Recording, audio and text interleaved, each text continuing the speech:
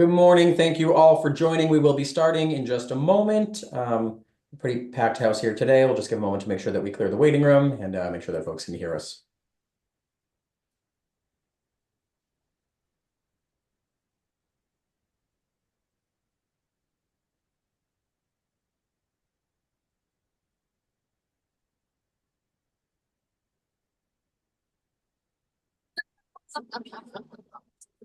That's the way I added. As a reminder, please do remain on mute when you are entering, unless or until you are presenting or providing testimony to the board.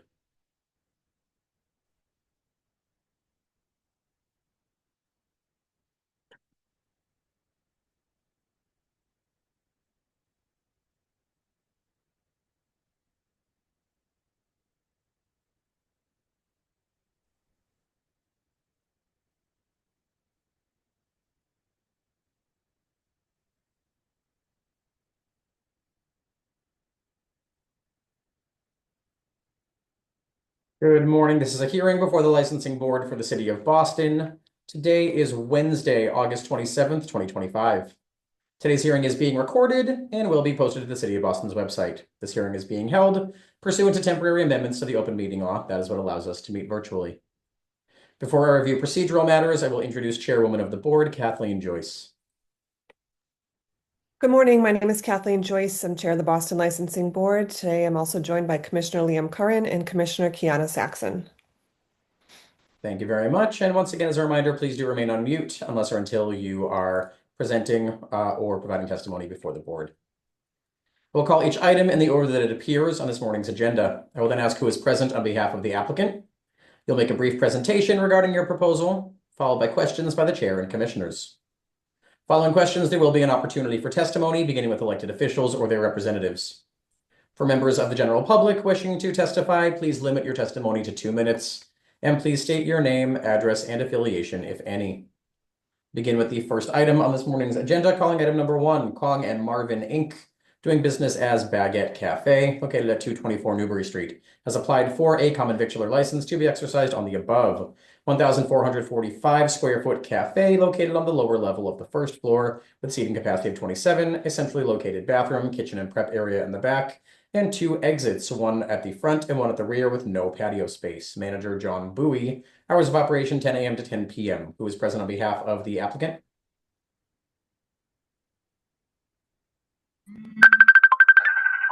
Yeah, that's me. I'm John. Great. Thank you very much for joining us. Hi. If you could please just briefly propose concepts to the board. Yeah, this is a concept. So it's basically a cafe. We'll be open from 10 a.m. to 10 p.m.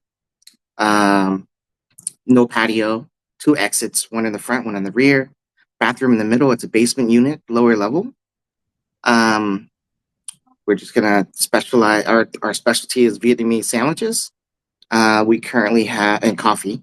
We currently have 3 other establishments in downtown Chinatown. So we hope to bring value to the community in that neighborhood of the Back Bay.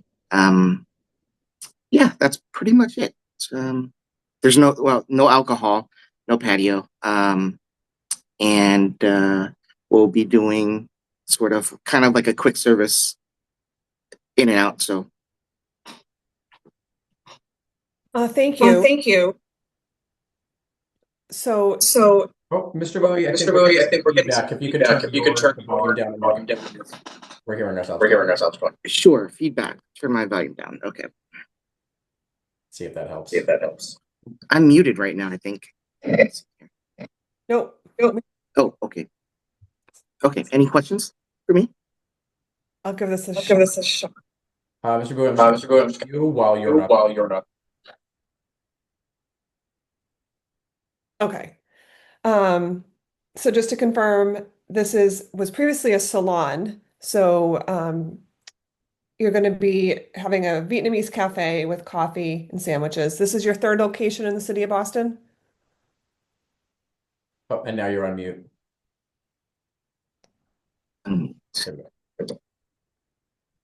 Yes. So this would be our 4th location. Okay. Thank you for joining us. I don't have any questions. Commissioner Curran and Commissioner Saxon? No questions, thank you. None for me, thank you. Thank you. Are there any individuals who would like to testify on this matter, beginning with elected officials or their representatives? Yes, Madam Chair, members of the board, Connor Newman with the Mayor's Office of Neighborhood Services. At this time, the Mayor's Office would like to defer to the judgment of this board. The applicant reached out to NAB, and I understand that NAB passed on meeting with this applicant. They didn't have any immediate concerns. We're unaware of any concerns ourselves. With that, we'll defer to the board. Thank you. Thank you. Are there any other individuals who would like to testify on this matter? Seeing none, the board will take this under advisement. Thank you very much. Calling item number 2, GHCC Lyric Store LLC, doing business as George Howell Coffee, located at 400 Newbury Street, has applied for a common victular license to be exercised on the above 1,124 square foot full service cafe restaurant with 44 indoor seats. The space features a rear kitchen, 2 restrooms, and office and storage space on the mezzanine level. It includes a private seasonal patio March through November with 14 seats operating during the same hours as the indoor space. Manager Rebecca Fitzgerald, hours of operation 7 a.m. to 11 p.m. Who's present on behalf of the applicant? I am Rebecca Fitzgerald. Great. Thank you so much for being with us. If you could just please briefly present the proposed concept to the board. Yeah, so this is very similar to the other cafes that we have in Boston. If anybody's been to our one at Washington Street at the Godfrey Hotel, it's very similar. Same menu. We have 5 coffee shops around the city of Boston, Cambridge, and Newtonville. Our main focus is coffee. We have up to 11 coffees on our bar at all times. We also have a very limited food menu consisting of breakfast sandwiches and some lunch items. Currently, we're open in the space from 7 a.m. to 6:30 p.m. and come this fall, we'll expand our hours on the busier days of the week, Thursday through Saturday, to have desserts and minor, small bites for the evening. We do not have a liquor license, and we will just serve coffee-related beverages, focusing on our great decaf in the afternoons and evenings. We are in the Lyric project that's at the end of Newbury Street. We are one of, I think, 4 or 5 businesses open in that project right now. And we officially opened for business with our temporary CV yesterday.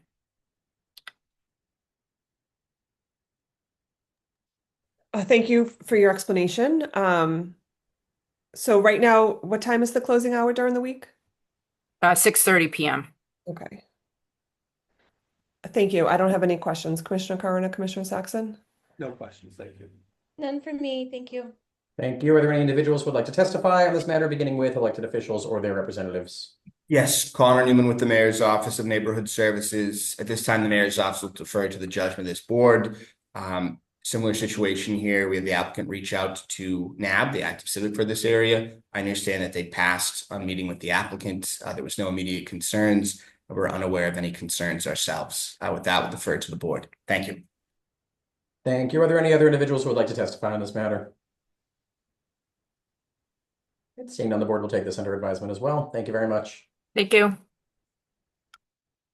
Calling item number 3, Cantina Hospitality LLC, doing business as Taco Bell, located at 288 Washington Street in Brighton, has applied for a common victular license to be exercised on the above 1,370 square foot single-story space. Features a customer lobby and service counter with a pickup window in the front and kitchen and employee restroom located in the rear. Manager Nelson Aguero.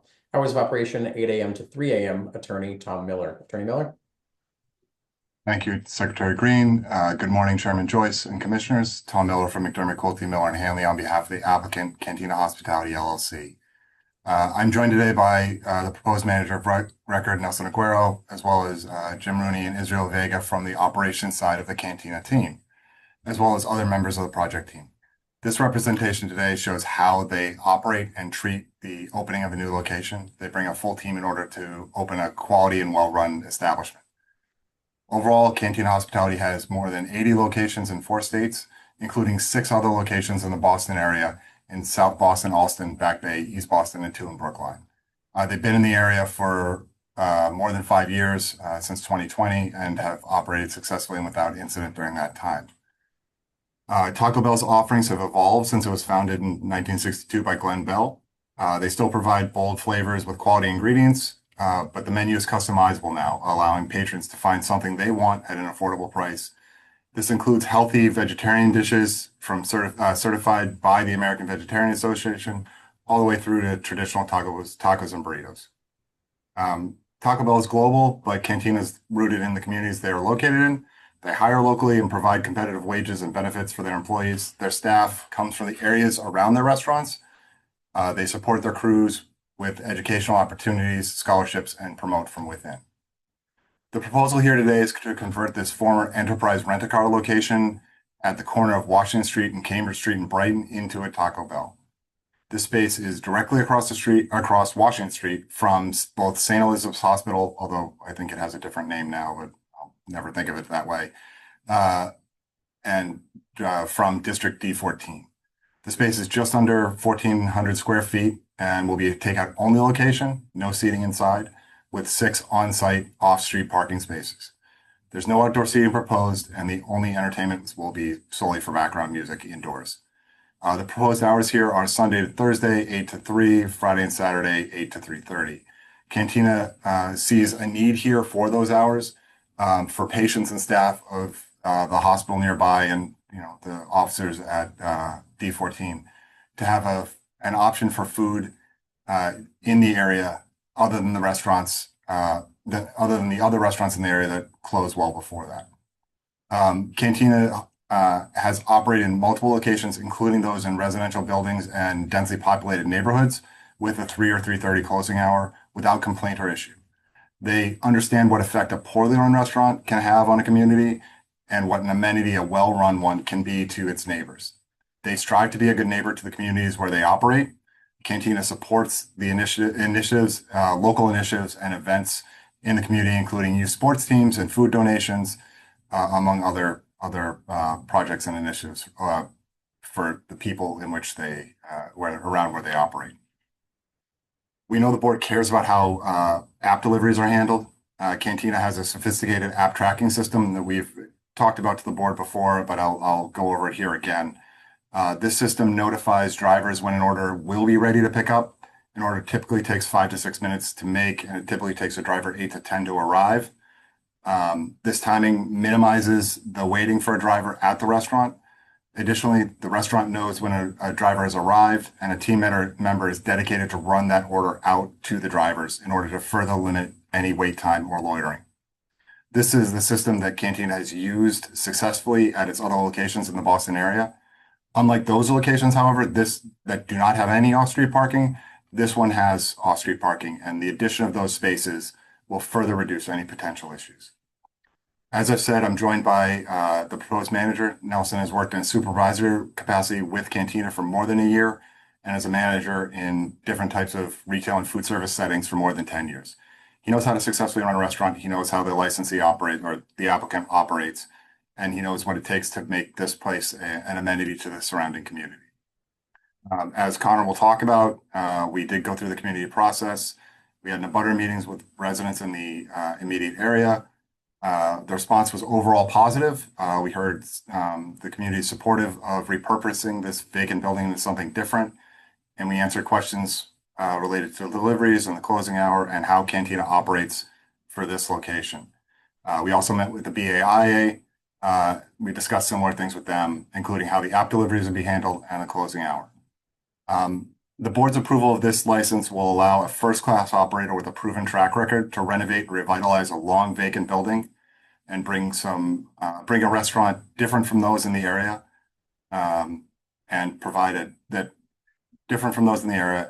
a diverse menu with something for everyone at a time that works for them. We want to thank you for hearing this application today, and we're happy to answer any questions you have. Thank you. Remind me what this vacant building is right now? It was or is an enterprise rent-a-car outlet that was permitted but actually never opened because COVID hit. So it has been vacant for more than 5 years. Okay. Maybe Mr. Aguero can talk a little bit about the security operations late night, how he will deal with like what the staffing will be late at night and how he'll deal with lines and takeout and delivery? So Nelson is here, also Jim Rooney, who is the Vice President of Operations for Cantina, and Israel Vega, who's the regional manager, they're also on, who can also address those issues. Yeah, Tom, Chairman, this is Jim Rooney. I'm the President of Operations. The way we handle it, as Tom had stated, we manage the drivers and their wait times appropriately. We do not allow the drivers to hang out and loiter around the area. I believe at the abutters meeting or the BAI, I can't remember which one it was. I was speaking with one of the residents, and she had commented about loud music coming from the drivers. And we partner with the neighborhood. And if we have an issue with a driver, we will address it with that particular vendor, whether it be DoorDash or Uber Eats, and have that driver warned and or removed depending on the severity of the issue. So the way we handle it is just that way. We're very direct. We respect our neighbors, and we will always manage the business with our neighborhood in mind. Okay. I'm just trying to pull it up. So tell me the staffing that late at night. Staffing, it depends again on the day of the week and the volume, but you're looking at probably, again, just roughly 5 to 8 people on staff after 10 o'clock at night. Okay. Now there is parking right out front. Would that be for customers? Is that where third-party delivery drivers will also go? Correct. Within that, it's a gated area. We're not going to remove that. We're going to have the driving will be right in. The drivers will be able to go right inside there. There will be no traffic issues or anything like that out front. Okay. All right. Thank you. At this point, I have no questions. Commissioner Curran or Commissioner Saxon? No questions. Thank you. None for me, thank you. Thank you. Are there any individuals who would like to testify on this matter, beginning with elected officials or their representatives? Yes, Madam Chair, members of the board, Connor Newman with the Mayor's Office of Neighborhood Services. This time, the Mayor's Office like to defer to the judgment of this board. Some background information on the community process. So ONS had hosted a butters meeting on July 14th. There were some residents in attendance who expressed concerns with the hours of operation that were being proposed. The applicant went on to meet with the Brighton Allston Improvement Association, which was opposed to the proposal, saying they would not support anything later than 1 a.m. For a closing time. We received one letter in opposition and one letter in support, feeling it was a good time to add late night dining options for the neighborhood. With that information, we'll defer to the board. Thank you. Thank you very much. Are there any other individuals who would like to testify on this matter? My name is Nicholas Boritzas, 606 Cambridge Street. Just want to comment and say that I believe this will be a good addition for the Brighton Center. Especially I believe will be very helpful for District 14 and the hospital people that work late. What I would suggest to the company is to make sure that they keep the place clean. Also in front of them, right across from the police station, there is an area that I think belongs to the city of Boston, but I think it will be nice if they take care of that area and they have that plant some flowers or something to beautify the place. Most important for me is to make sure they keep the place clean, the trash under control, because in the area we have a very serious problem with rats. So that's a concern. Cleanness, keep the place clean is very important for me. Thank you. Thank you very much for your testimony. Are there any other individuals who would like to testify on this matter? Hi, my name is Elaine Rashiotis. I'm from Cambridge Street as well. And I wanted to say that this is I think it's a great idea. Also, the late hours are effective because they're, like we said, the police station is there, the hospital is there, and there's after I believe 1 o'clock, there's nothing available.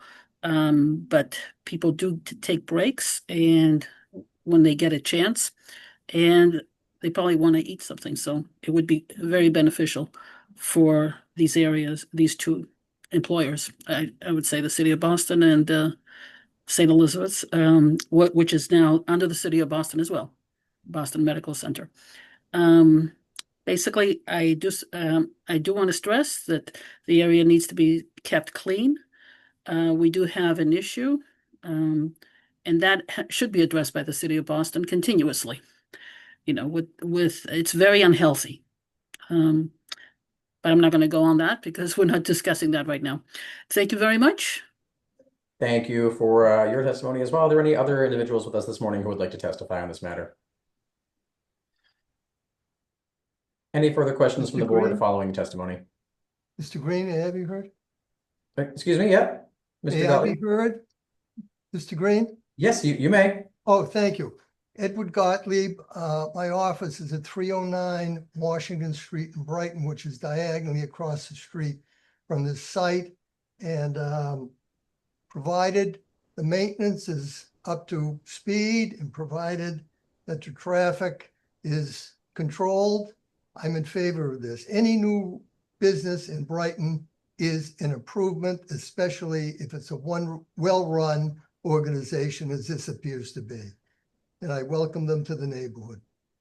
Thank you. Thank you very much for that. Are there any further questions from the board following testimony? Yes, Chairman Joyce. Yes, I should have asked this before. So is there at any point a time when it'll be just takeout and delivery and people can't walk in to the counter and order? Right now, that's not part of the proposal. Okay. I believe the door will be open, till before closing and when, so that apps can be processed and whatnot. People can't walk in right at closing hour and get food, but we will. Right We will, Chairman. We will evaluate that. We do have a pickup window that will be outside for security reasons as well. So we'll monitor that, and just to address the cleanliness issues as well. I think we talked about that with some of the abutters. We have people out there multiple times during the day, and we will ensure that the area in our lot and around our property will not be full of Taco Bell wraps and papers. And any of our neighbors are welcome to come over and let us know if they see otherwise, and we will address it immediately. And as the chairman and the board know from the other locations, including South Boston and Alston, they make an effort to keep the areas around their restaurants clean, good condition, and they take pest control and items like that incredibly seriously, well above industry standards. Thank you. Any further questions from the board? Are there any other individuals who would like to testify on this matter? Board will take this under advisement. Thank you all. Thank you all very much for your time. Thank you. Calling item number 4, BJM Group LLC, doing business as El Jefe's Taqueria of Kenmore Square, located at 533 Commonwealth Ave. Holder of a common victualler holder of a common victualler license, has petitioned to change the closing hour of the licensed business from 2 a.m. closing 7 days a week to 3 a.m. closing 7 days a week. Who is present on behalf of the applicant? John Shaw, I'm the owner of El Jefe's Taqueria. Great. Including the BJM Group in Kenmore Square. Yep. Thank you, Mr. Shaw. If you could please just briefly present the proposal for the changed hours and the reason for it. Yes. We presented originally for our common victualler license in January, and at the time we applied for a 3 a.m. license. We were awarded a 2 a.m. license to operate, and this was our 4th Boston location. And we're told to operate for 6 months and to prove we were a good operator at this location like we are at all of our other locations before we came back and reapplied for our desired 3 a.m. Closing license that we have at our other Boston area locations. We've operated the Kenmore Square El Jefe's now for 7 months. There have been no issues. The Kenmore Square Business Association is now supporting our petition. The BU Police is no longer opposing it. I don't know if they support anything, but they're no longer opposing it. And as we presented in our original presentation in January, there's over 400 customer signatures asking us to have the 3 a.m. license for all of the reasons that we presented at the time. And so that's all. This is now our time to come back and appeal to the board to award us the 3 a.m. license that we had originally proposed. Okay, thank you very much. I appreciate you coming back and operating till 2 a.m. for the 6 months. Commissioner Carter, Commissioner Saxon, do you have any questions? Not at this time. Wait for comments. Thank you. None for me, thank you. Thank you. With that, we'll see if there are any individuals who would like to testify, beginning with elected officials or their representatives. Yes, Madam Chair, members of the board, Connor Newman with the Mayor's Office of Neighborhood Services. This time, the Mayor's Office would defer to the judgment of this board. As you heard from the applicants, they've done extensive community outreach since first being approved, as they come back now for a later closing time. They worked closely with the Kenmore Business Association. I understand they secured their support. We did receive one letter of opposition, but beyond that, we're unaware of any further concerns. With that, we'll defer to the board. Thank you. Thank you, Connor. Madam Chair, And Beal, I members see your hand raised. Ms. Beal, you may please provide your testimony. You'll have 2 minutes. Nope. Ms. Beal, you're with us? Good morning, Chair Joyce and Executive Secretary.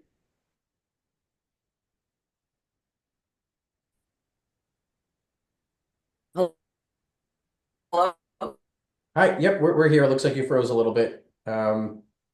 You might be on a connection with low bandwidth. Maybe if you turn your camera off, we might be able to Can you hear me? any glitches. Hello? Am I frozen? Hello? Hello? Yep, we can hear you. Yeah, can you hear me? Sorry. We can hear you now. Did you want Tony to speak first or me? I couldn't hear you. I'm sorry, I froze. You're already speaking, ma'am, so you can go ahead. You'll have the 2 minutes. Sorry, Tony, we'll come to you in a sec. Okay. All right. Sorry about that. Good morning, Chair Joyce, Executive Secretary Green, members of the board. This is Pam Beal, and I'm here in my capacity as president of the Kenmore Association to say that El Jefe has been a good neighbor, and they have shown that they're the community. So we are now.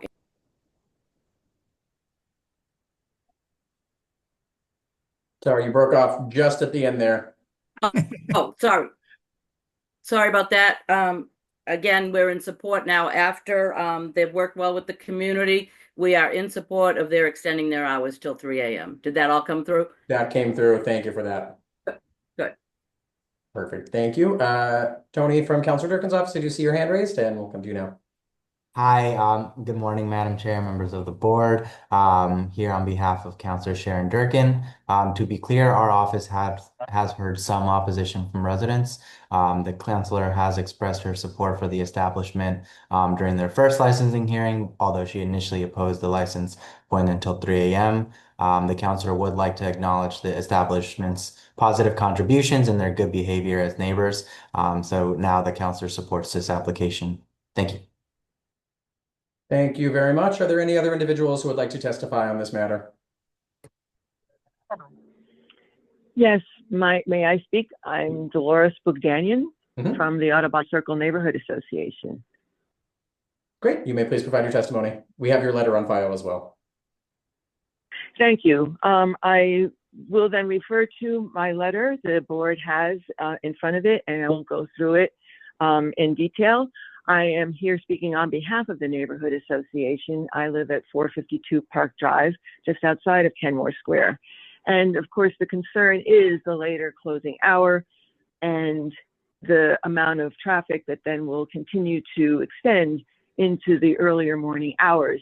Our neighborhood is affected by those who are leaving the Kenmore area and the Fenway Entertainment area, and people returning to parking lots and streets. You know, that much later into the night means that much later disturbance for people who are living in their homes. I also think that the delivery service is a particular issue because a lot of deliveries are being done by scooters, and everybody knows who lives anywhere in the city that the noise generated by scooters is very disruptive. And that means that these delivery scooters will be buzzing around on our residential streets as they make deliveries, you know, to those who are interested in this fast food item. So we're in opposition because of the disturbance that it will cause to those who are living in and around the Kenmore and Fenway and Audubon Circle neighborhoods. Thank you for the opportunity to speak. And just with regard to the earlier item on the agenda on Taco Bell, I think the residents there may not be taking the sound of scooters and delivery vehicles that will impact their neighborhood. So thank you for the opportunity, and good afternoon. Ms. McDaniel, for your testimony. Are there any other individuals with us this morning who would like to testify on this matter? Seeing none, the board will take this under advisement as well. Thank you very much.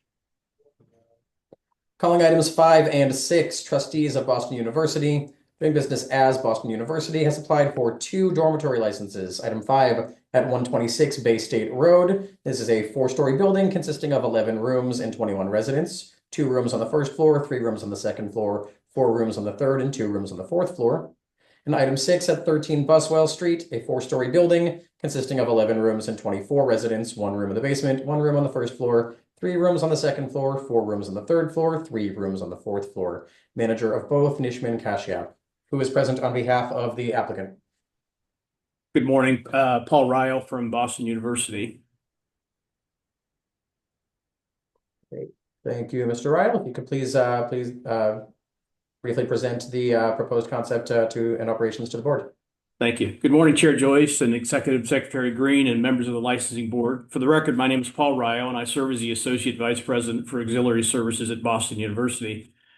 I'm joined today by several of my colleagues, and we're here to seek approval for the dormitory license for 2 university properties in the city of Boston, 126 Bay State Road and 13 Buswell. Together, these 2 buildings will add 58 new beds to our undergraduate housing inventory for the upcoming fall semester, with 34 beds at 126 Bay State Road and 24 beds at 13 Buswell.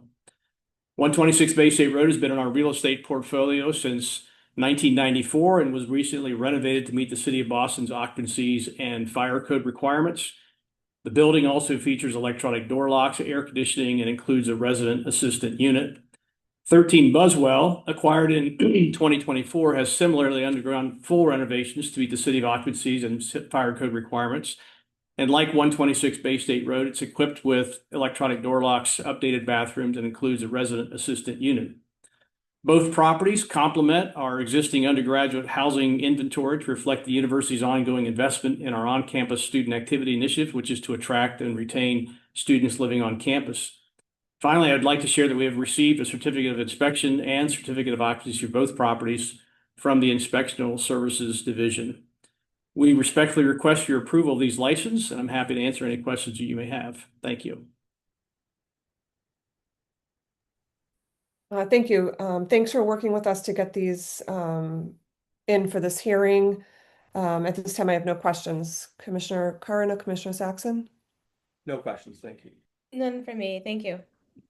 Thank you. Are there any individuals who would like to testify on these 2 matters, beginning with elected officials or their representatives?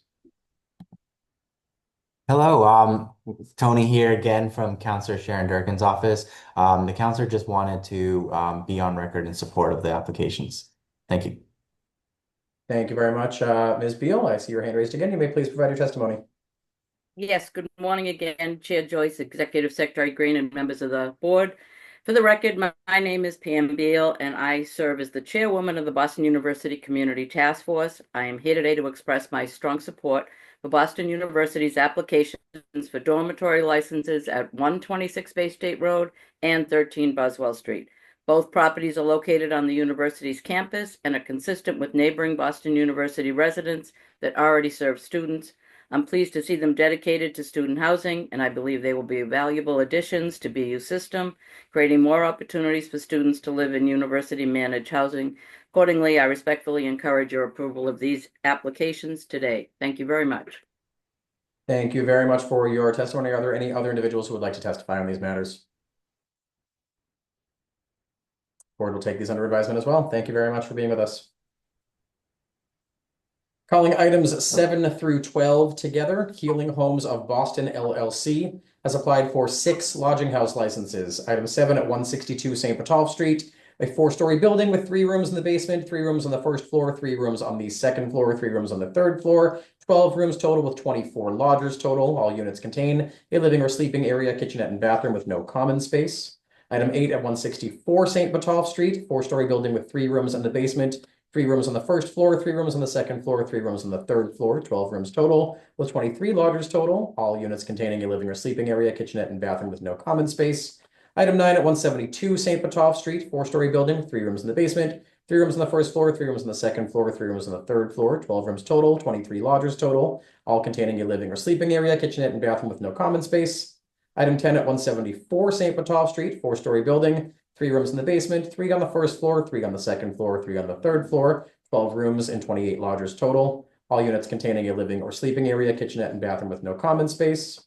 Item 11, 177 St. Botolph Street, 4-story building with 3 rooms in the basement, 3 on the first floor, 3 on the second floor, 2 on the third floor, 11 rooms total with 23 lodgers total, all units containing a living or sleeping area, kitchenette, and bathroom with no common space. And item 12 at 185 St. Botolph Street, a 4-story building with 3 rooms in the basement, 3 on the first floor, 3 on the second floor, 3 on the third floor, with 12 rooms total for 27 lodgers total, all units containing a living or sleeping area, kitchenette, and bathroom with no common space.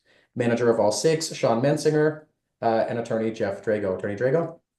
Thank you, Mr. Secretary. Thank you, Madam Chair, Commissioners of the Board, Attorney Jeff Drago with Drago and Toscano here on behalf of Healing Homes of Boston, LLC.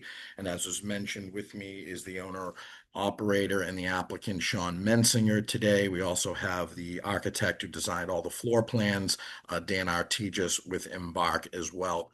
Would it be possible to share the screen for a brief presentation? We do not allow share screen on these. I did submit it, so that's fine. I just wanted to make sure everyone had it. And again, we're here for lodging house licenses on all of the listed locations. Healing Homes has been operating in Boston since 2020, and they provide short-term furnished housing for medical use for both patients and staff, medical staff. And from area hospitals. They have a network with the hospitals within the Boston area, as well as a number of nonprofit providers that are looking for folks that have patients, as well as medical staff that need short-term housing. Patients come for treatment matters, as well as different procedures, and their stay can last anywhere from 1 night and up to a month, and Healing Homes provides that. They also cater to business travel as well, although these locations have been used historically for medical use only. They are looking for those gap periods to allow for business travel as well. It came to the owner's eyes that there were no licenses. So all of these buildings, since as far back as we can find at Boston Inspectional Services, have had a lodging house use on them and have been used as such. And you can tell by the size of the units, they range, but they're small. They're built with hot plate, kitchenette area, and bathroom and living area. All of them have been used as lodging house. They've been certified by Boston Inspectional Services Department. We issued this licensing board copies of all the certificates of inspection for each building. Inspectional Services came out just recently to re-inspect all the buildings and certify the number of lodges that would be allowed under ISD's records for each building as well.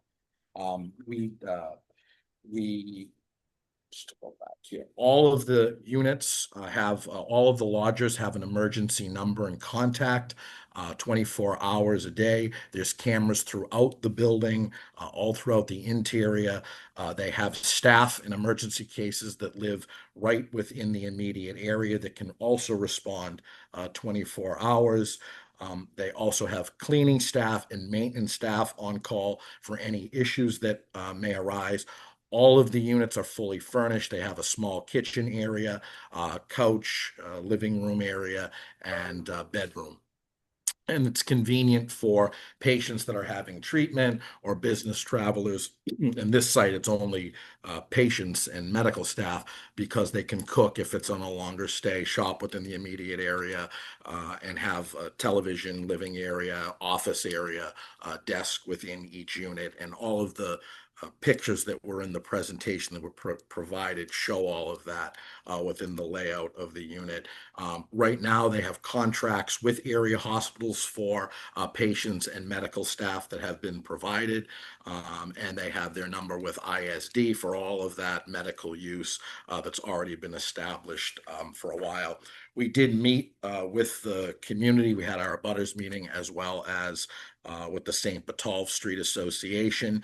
They felt it was there was no need for us to appear, given that given that this use has already been allowed through Boston Inspectional Services, and they put so in an email when we discussed with them.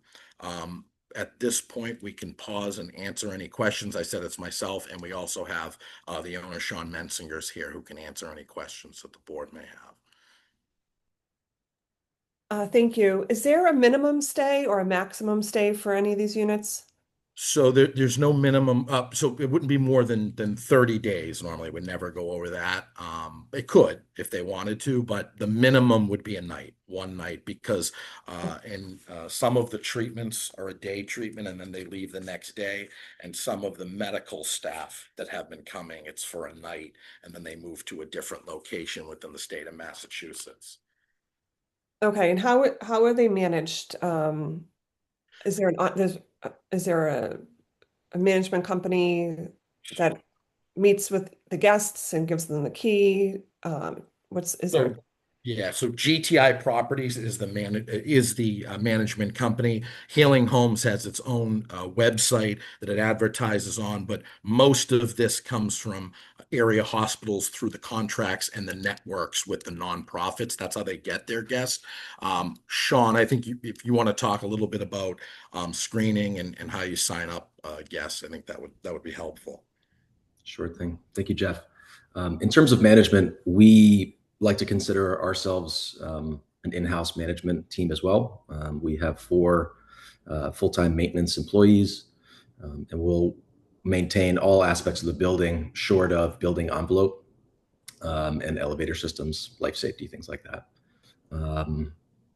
But mainly our guests come in through patient navigators and or social workers or our nonprofit partners. I know Debbie is here today from Hospitality Homes. And our operations team takes in those leads. We verify their information. We do have an API that connects through a background check company. All that is done in close to real time. And then we sign occupancy agreements that outline their dates, their rates, and the cleaning costs, and any applicable tax. And then all that information is put into our property management software to get access to the building once there is a confirmed reservation. Each guest gets a unique code that will work on both the front door and the unit itself. And that code only works during their stay, and that code is wiped after their stay. We also have backup lock boxes that are within the building so that if there's any sort of user error or maybe there's a low battery, they have that as a backup. And we have a 24/7 customer service team that's reachable via text, as well as one of our employees lives in one of these buildings and is always available if there's any issues nearby. Okay, thank you. Commissioner Curran, Commissioner Saxon, do you have any questions? I do not. Thank you. None for me. Thank you. Thank you. Are there any individuals who would like to testify on these matters, beginning with elected officials or their representatives? Yes, Madam Chair, members of the board, Connor Newman with the Mayor's Office of Neighborhood Services. At this time, the Mayor's Office would like to defer to the judgment of this board. Some background information in the community process. Our office conducted 2 abutters meetings to cover all 6 parcels. In one of those meetings, there were 2 residents in attendance who expressed some concerns regarding parking. They had questions about how trash would handle. And I believe wanted assurances that this would not be used as just a standard Airbnb. I don't believe that there was settled on if that was the case or not. As you heard from the applicant's representation, they connected with the St. Botolph Street Neighborhood Association, which was in non-opposition to this proposal, did not require the applicant to appear before them. With that information, we'll defer to the board. Thank you. Thank you. Are there any other individuals who would like to testify on these matters? I would, thank you. Good morning, everyone. My name is Debbie Pepper. I'm Executive Director with Hospitality Homes. We're a 42-year-old nonprofit based in Brookline, Massachusetts, and we provide housing to families that come to Boston for medical treatment, any age, any hospital, any diagnosis. The most common way that these families come to the area are to stay with volunteer hosts like myself. but in some cases, they're medically compromised and need the privacy of an individual apartment. And that's where we partner with Sean and his team. Particularly interesting is, of course, COVID, right? So we had a reduction significantly of the volunteer hosts, and we started to diversify and created some important partnerships.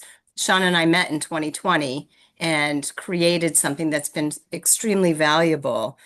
Some other partners that we have don't quite understand the need for flexibility regarding the length of stay. You know, our very best situation is when a family can go home earlier than we thought, but we've been able to um, provide medical housing for families in significant ways that help them alleviate the stress and the financial burden that otherwise would impede their ability to heal and be with their loved ones. So I just wanted to introduce myself, add a little bit of good morning to everybody. Everybody's so serious, but also happy to answer any questions you might have. Thank you very much for that. At this time and following that testimony, does the board have any remaining questions? Appears not. Are there any other individuals who would like to testify on these matters? Seeing none, the board will take this all under advisement as well. Thank you all for being with us. Thank you, commissioners. Moving on, calling item number 13, Emmanuel Enterprises LLC, located at 71 to 73 Meridian Street in East Boston. Holder of a general on-premise wines and malt beverages with the Coors license has petitioned to change the manager of the licensed business from Edgar Ospina to Karen Aberjali, who is present on behalf of the applicant. Thank you, Secretary Green, and good morning, Madam Chair, members of the board. Attorney Ryan Gazda on behalf of the licensee. With me as well this morning is Karen Aberjali, who is the new proposed manager of record for El Diamante. Aside from the change of manager of record, there are no operational changes proposed for this location. And Karen is a U.S. citizen, a Massachusetts resident, is familiar with the rules and regulations regarding the sale and service of alcohol, and has experience in the food and beverage industry, having previously been the GM for this location since 2017. Having said that, she is on the call with us, and we are happy to answer any questions you might have. Thank you, Attorney. I have no questions. Commissioner Carmona, Commissioner Saxon? No questions, thank you. None for me, thank you. Thank you. Are there any individuals who would like to testify on this matter? The board will take this under advisement. Thank you. Thank you. Thank you. Thank you. Thank you very much. Calling item 14, Boston Hospitality Partners LLC, doing business as The Connector and The Collective, located at 115 Federal Street. Holder of a common victualler 7-day all alcoholic beverages license, has petitioned to change the manager of the licensed business from Sasha Nissenbaum to Darian Restrepo Mejia, who's present on behalf of the licensee. Good morning, Madam Chair, Secretary Green, members of the board. Kevin Butler from McDermott, Quilty, Miller, and Hanley on behalf of the licensee, Boston Hospitality Partners, LLC, for their application to change the manager of record for their existing all alcoholic beverages license to Darian Restrepo with no change to the operation of the license. I'm joined by Darian this morning. He is a U.S. citizen, a resident of the Commonwealth, has experience in the sale and service of alcohol, including more than 3 years with the licensee, and is familiar with the laws of the Commonwealth, the rules of the ABCC, and this board for the sale and service of alcohol. Thank you for hearing this application today, and we are happy to answer any questions that you may have. Thank you. I do see Mr. Restrepo in the participant list. I don't see him on camera. Oh, there we go. Thank you. I see him now. Hi, how are you? Great. Thank you for being with us. And if the board has any questions. Thank you very much. I have no questions. No questions. None for me, thanks. Thank you very much. Are there any individuals who would like to testify on this matter? The board will take this under advisement as well. Thank you very much. Thanks. Calling item 15, Colin Management, Inc., doing business as AC Hotel by Marriott Cleveland Circle, located at 399 Chestnut Hill Ave in Brighton. Holder of an in-holder all alcoholic beverages license, has petitioned to change the manager of the licensed business from Patrick Brown to Neil Dang. Attorney John Aida. Attorney Aida? Good morning. Thank you, Attorney Green, Madam Chair, members of the board, John Aida, McDermott, Quilty, Miller, and Hanley on behalf of the licensee. Joining me is Neil Dang. Neil is the general manager. He's as well the proposed manager of record. Neil has recently joined Coleman Management, Inc., but he does have over 15 years experience in the hotel industry. All prior hotels that he has worked for and managed have held alcohol licenses. He is a U.S. citizen, a Massachusetts resident, and he is familiar with the rules and regulations of the board, the ABCC, and the laws of the Commonwealth as it pertains to sale and service of alcohol. There are no operational changes and no changes in the ownership. Happy to answer any questions. Thank you, Attorney. I have no questions at this time. Commissioner Curran and Commissioner Saxon? No questions, thank you. None for me, thank you. Thank you. Are there any individuals who would like to testify on this matter? Board will take this under advisement as well. Calling item number 16, Global Montello Group Corp. Doing business as Global Montello Group Corp. Number 2777, located at 470 Meridian Street in East Boston. Holder of a retail package store, all alcoholic beverages license, has petitioned to change the manager of the licensed business from William Bruce to Ekramul Pihon. Attorney Aida, once again, Attorney Aida. Yep. Thank you, Attorney Green. Again, Madam Chair, members of the board, John Aida on behalf of the applicant. Joining me is Ekramul Pijon. Ekramul has over 10 years experience in the industry. He joined Global in 2024, but previous to this, he managed stores that held package store licenses, including Danvers Mobile, as well as 7-Eleven stores. He is a U.S. citizen, a Mass resident, and he's familiar with the rules and regulations of the board, the ABCC, and the laws of the Commonwealth as it pertains to sale and service of alcohol. Similarly, there are no operational changes and no changes in ownership. Thank you. I have no questions. Commissioners, do you? I do not, thank you. None for me, thank you. Thank you. Are there any individuals who would like to testify on this matter? Board will take this under advisement as well. Thank you. Thank you. Calling item 17, Tuscan Kitchen of Boston, LLC, doing business as Tuscan Kitchen, located at 53 Northern Ave. Holder of a common victular 7-day all alcoholic beverages license, has petitioned to change the manager of the licensed business from Damaris Surset to Joseph Esposito, who is present on behalf of the applicant. Good morning, Mario Mancini, Chief Financial Officer of Tuscan Kitchen and Tuscan Brands. And we're here today to present our new manager for this location on Seaport Boulevard, Joseph Esposito. Good morning. Thank you for being with us, Mr. Esposito. We'll move to Chairman Joyce, the manager of record questions. Sure. There you are. Sorry, I didn't see you. Are you a citizen? I am a U.S. citizen. I am a resident of the Commonwealth, and I am familiar with all the rules and regulations of the ABCC and your board liquor licenses. Okay, great. And what is your experience in the food and beverage industry? So I have been in the food and beverage industry about 25 years, all with businesses that had liquor licenses. Most of it was 18 years with one group that was in Boston, the Verano Group, who owned and operated all the Stragers in the city. Okay. So they were about 18 years. So will this be the only location that you're manager of record for? Correct. With that, I have no questions. Commissioner Curran or Commissioner Saxon? No questions, thank you. None for me, thanks. Great, thank you. Are there any individuals who would like to testify on this matter? Good morning, Madam Chair. Good morning, Attorney Green Commissioners. My name is Melissa Lowe, and I am speaking on behalf of Councillor Flynn's office. Councillor Flynn would like to go on record in support. Thank you. Thank you very much. Are there any other individuals who would like to testify on this matter? Board will take this under advisement. Thank you. Thank you. Calling item number 18, Boston Garden Fours LLC, doing business as Scores, located at 166 Canal Street. Holder of a common victular 7-day alcoholic beverages license, has petitioned to change the manager of the licensed business from Madison Kelly McNamee to Thomas Michael Murphy, who is present on behalf of the applicant. Thank you, Secretary Green, and good morning again, Madam Chair, members of the board. Attorney Ryan Gosda on behalf of the licensee. With me as well is Thomas Murphy, who is the new proposed manager of record for Scores. At this location, there are no operational changes proposed, and Thomas is a Massachusetts resident, a U.S. citizen. He's familiar with the rules and regulations regarding the sale and service of alcohol, and he has over 10 years of experience in the food and beverage industry. He is with us on the call to the extent you have any additional questions. Thank you, Attorney. Mr. Murphy, what is your experience in the food and beverage industry? Good morning. I have over 10 years experience. I started as a bar back in downtown Plymouth. I moved up here for grad school and I've been here since. Bartending, managing down for Summers Pubs in Faneuil Hall. I helped Scores open the place as a bartender. I became an assistant manager and I just took over as general manager. Thank you very much. With that, I have no questions. Commissioner Carano, Commissioner Saxon? Thank you. No questions for me, thank you. No questions, thanks. Thank you. Are there any individuals who would like to testify on this matter? Board will take this under advisement as well. Thank you.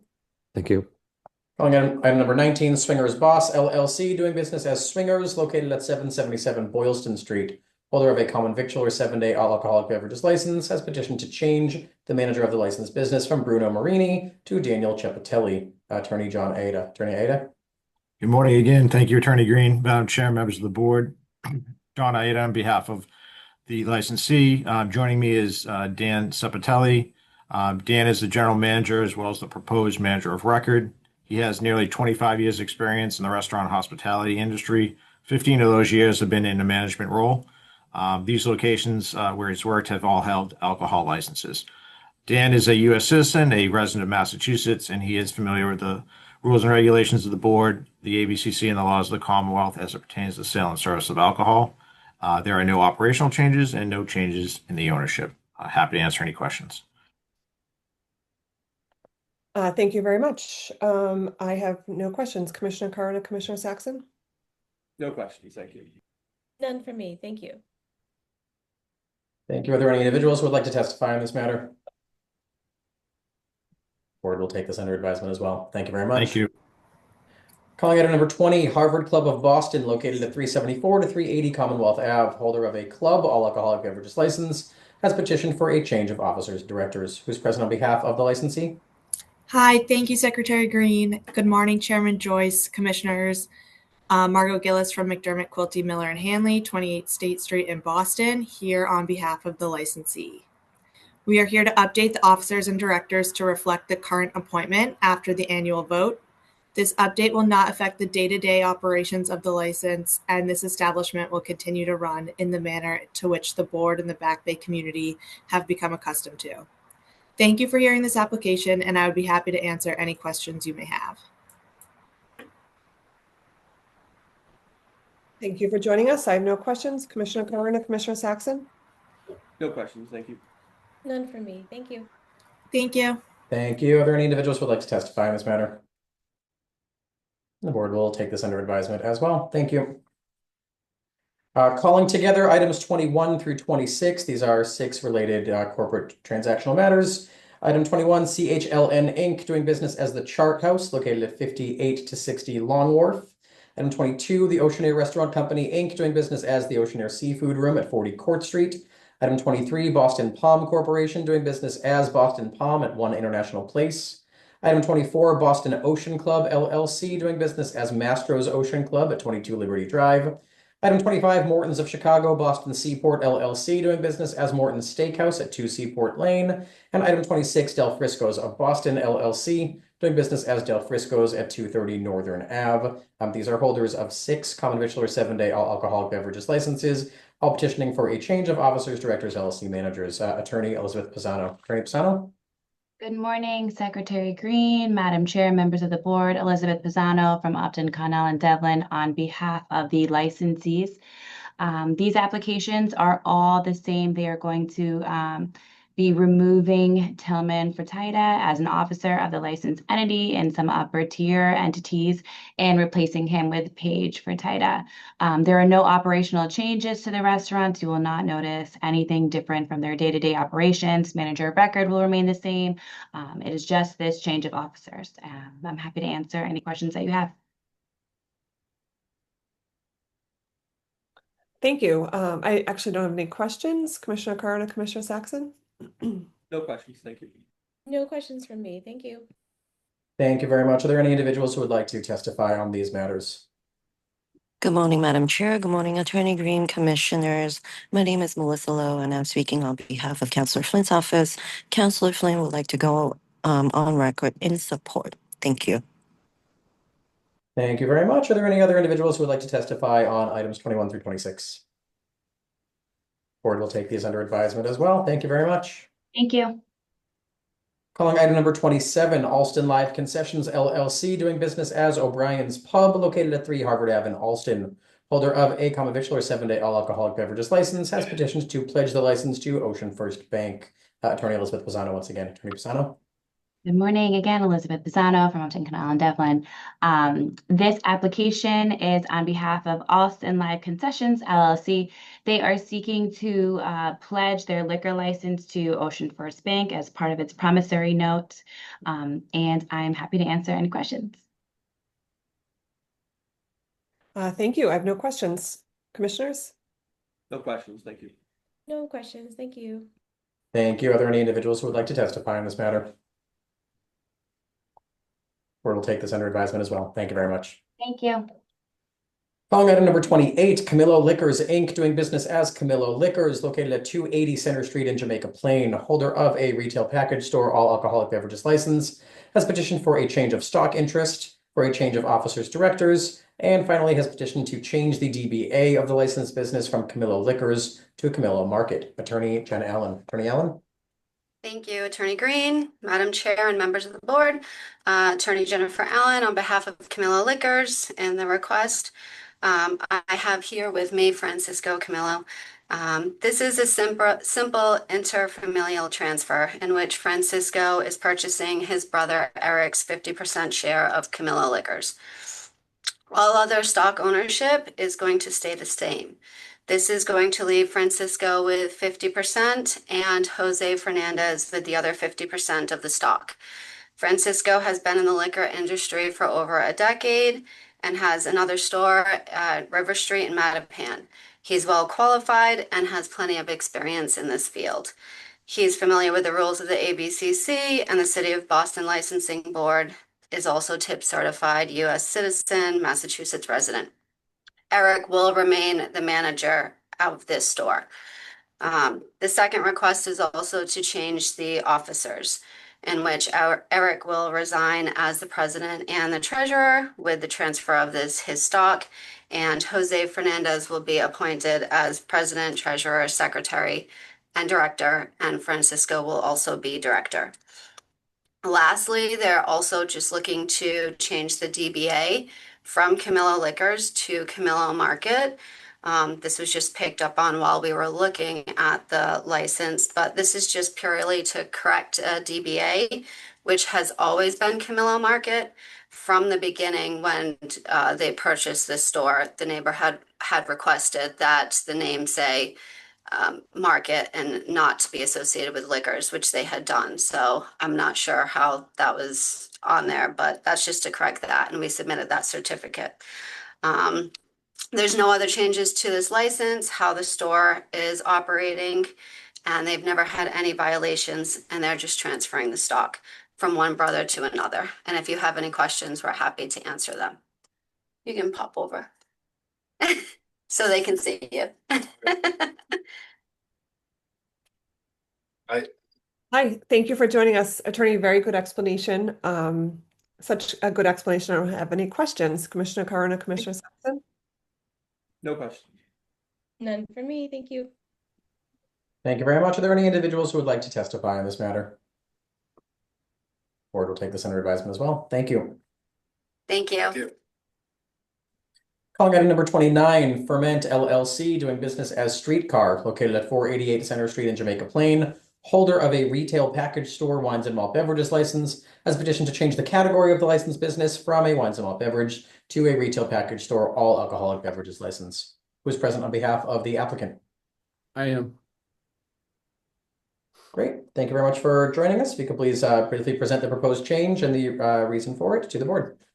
Sure. Hi, my name's Michael Dupuy. I'm the founder and owner of Ferment LLC, doing business as Streetcar. It's a wine and beer shop that started in 2012. We are 13 years into our story and looking for ways of expanding our service to the community, which has always been our goal from the day we started, is to really ferment a community. It has come to our attention that there's a need for a small section of spirits that will reflect some of the same principles that we have in selecting our wines. So we're looking for small producers and unique things that you won't find at other stores. It'll occupy a small section of our store, which is pretty stocked full with wine and beer and some other items as well. There'll be no further changes to the operations of the store. We won't be providing single serving bottles or pints of spirits. So this is just purely an add-on to what we're already providing to the community. We've had no issues with crime or serving underage persons since the day we opened. And yeah, we're happy to support community organizations like spontaneous celebrations and non-event, and went through the neighborhood process, and all of this is listed there as well. So I'll just cut to the chase and ask for your support in this application. Thank you. Thank you for joining us. You testified you're not going to serve single miniature bottles. Correct. And with that, I have no questions. Commissioner Curran and Commissioner Saxon? No questions, thank you. None for me, thank you. Thank you. Are there any individuals who would like to testify on this matter, beginning with elected officials or their representatives? Yes, Madam Chair, members of the board, Connor Newman with the Mayor's Office of Neighborhood Services. This time, the Mayor's Office would like to defer to the judgment of this board. Some background information, the community process. ONS hosted a butters meeting on July 14th. There, the applicant was able to address questions related to the employee count, alcohol delivery, as well as the type of alcohol being served. They went on to connect with the JP&C Public Service Committee, which I understand was supportive of this proposal. With that, we'll defer to the board. Thank you. Thank you very much. I see Michael Reiskin with his hand raised. Mr. Reiskin, you may please provide your testimony. You'll have 2 minutes to do so. My name is Michael Reiskind. I live at 425 South Huntington Avenue in Jamaica Plain, a member of the Jamaica Plain Neighborhood Council and chair of its Public Service Committee. We had a neighborhood hearing duly leafleted on August 5th. Everybody who came in support. Mr. Dupuy is one of our better managers of business in Jamaica Plain, and we urge you to upgrade his license from a beer and wine to an all alcohol. He did also attend 2 business association meetings and received support from the Jamaica Plain Business and Professional Association, and also received support from JP Center South Main Streets. So we urge you to pass this petition. Thank you. Thank you very much. Are there any other individuals who would like to testify on this matter? Board will take this under advisement as well. Thank you very much. Thank you. Calling item number 30, Beantown Burger Company, doing business as Boston Burger Company, located at 1100 Boylston Street. Holder of a common victual or 7-day wines and malt beverages license has petitioned to change the classification of its license to a wines, malt beverages, and liqueurs license pursuant to Chapter 481 of the Acts of 1993. And the applicant has also petitioned to change the manager of the licensed business from Abby Adams to Paul Malvoni, who is present on behalf of the licensee. Paul Malvoni, Boston for Beantown Burger Company. Great. Thank you for being with us. If you could please briefly present the proposed changes to the board. We are taking over the change of manager. I am a U.S. citizen. I am a resident of the Commonwealth.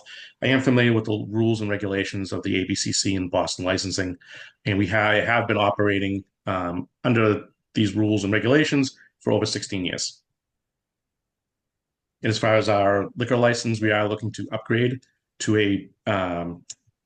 a cordial license, basically to offer a little something extra at that location for our patrons, be able to serve something like such as a Sun Cruiser or a High Noon, which we cannot do currently under the current beer and wine license that we currently operate. Okay. And have you been working here for 16 years or no? Yes, I'm one of the owners. We've been operating there for 12 years. Okay. All right, thank you. Commissioner Curran or Commissioner Saxon? No questions, thank you. None for me, thank you. Thank you. Are there any individuals who would like to testify on this matter, beginning with elected officials or their representatives? Yes, Madam Chair, members of the board, Connor Newman with the Mayor's Office of Neighborhood Services. This time, the Mayor's Office would like to defer to the judgment of this board. Some background information on the community process. We had the applicant reach out to abutters. We received no responses or no concerns. They also connected with the Fenway Civic Association, which was not interested in meeting with this applicant, from my understanding. As I mentioned before, we're unaware of any concerns at this time. With that, we'll defer to the board. Thank you. Thank you. Are there any other individuals who would like to testify on this matter? Seeing none, the board will take this matter under advisement. Thank you very much. Thank you. Calling item number 31, SAE Enterprises, Inc., doing business as Mission Hill Liquors, located at 1623 Tremont Street, holder of a retail package store, all alcoholic beverages license, has petitioned to transfer the license from the above to Sip City Liquors, Inc., doing business as Sip City Liquors at the same location. Sushila Patel, manager, 11 p.m. closing hour. Applicant has also petitioned to update the description of the premise to 2,289 square feet total, 1,057 square feet in one room on ground level, with main sales floor area and storage in rear, and 1,232 square feet in basement for storage. One main entrance exit on Tremont Street. And finally, the applicant has petitioned to pledge the license to Rockland Trust Company. Attorney Kristen Scanlon. Attorney Scanlon. Good morning, Madam Chair, members of the board, Attorney Green, Kristen Scanlon for the applicant. Signed on with us this morning are the owners and management team, Harshad Patel with his wife and proposed manager of record, Sushila Patel, and Dhruv Patel as well. By way of background, Sushila has been a previously approved manager of record by this board and the ABCC. She is a U.S. citizen, Massachusetts resident, familiar with the rules and regulations, and has experience in the industry in the role as manager of record at 2 other stores. But to note, one of those stores closed and she's no longer listed as manager of record currently at any other stores. So this will be the only store that she's listed as manager of record for. The application before you is for a transfer of a retail package store all alcohol beverage license at the same location at 1623 Tremont Street in Mission Hill. The business that's currently there is known as Mission Hill Liquors, which has been in the neighborhood for over 2 decades now. It is currently minority and family owned and operated, and they're looking to transfer the license and the business to the applicant, Sip City Liquors, which will remain a minority and family owned business operation as well. By way of background, the owners and their families have been in the industry for nearly 2 decades themselves, owning and operating different retail package stores and markets in the greater Boston area. This particular store itself is nearly 2,300 square feet, relatively split between the main retail floor and the basement for storage, with hours of operation daily from 10 a.m. to 11 p.m. Neither the layout of the store, the hours of operation will change, and the offerings within the store will largely stay the same as well. The owners will have extensive security within the store, which will be an improvement from what is there now. Despite the smaller scale operation, they will include 8 cameras, most of them on the first floor and the entryway, with 1 in the basement, plus an ID scanner at their point of sale. Lastly, and as the legal advertisement indicated, they're also seeking to pledge the license and inventory to Rockland Trust. The applicant and a related entity are purchasing the property in addition to the business, and as part of that, they're seeking financing from Rockland Trust. Other than that, we're happy to answer any questions or address any concerns the board might have.